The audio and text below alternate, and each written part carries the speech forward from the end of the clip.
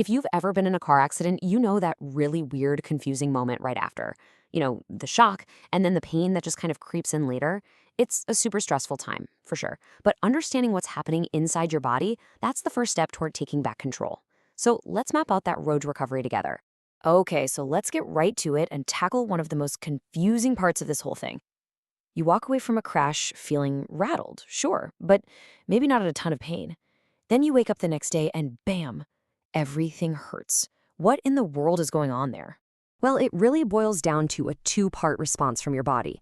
Right after the impact, you are flooded with adrenaline. It's your body's emergency fight or flight system, and it's such a powerful painkiller that it can totally hide how injured you really are. But once that adrenaline wears off, usually after a day or so, the second phase kicks in: inflammation. All those injured tissues start to swell up, and that is when the real pain and stiffness finally make their grand entrance.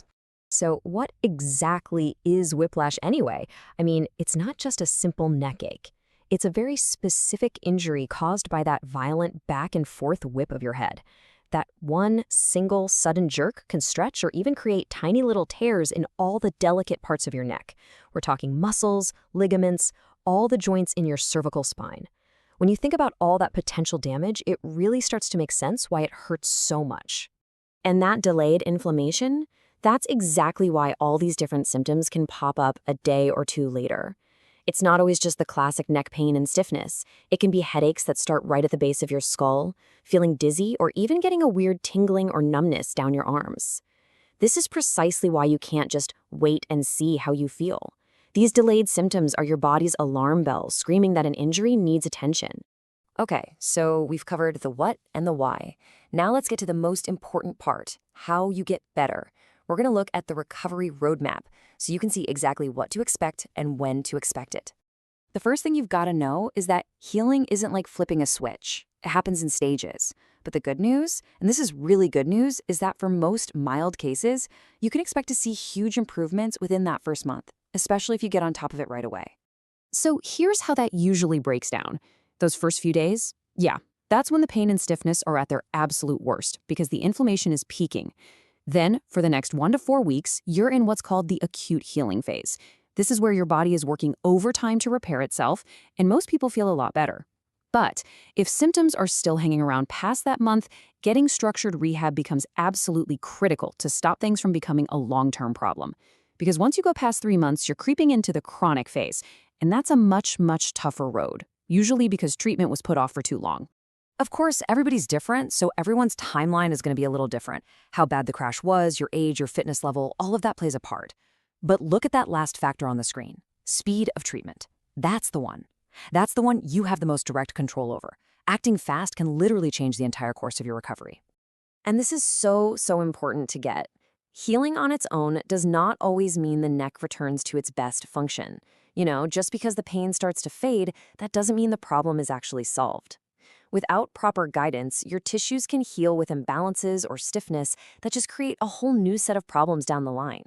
The real goal isn't just to stop the pain, it's to restore full, healthy function to your neck. So how do you make sure you get that full, functional recovery? This is where you stop being a passenger and start driving. Let's open up the healing toolkit and see what strategies give you real control over this whole process.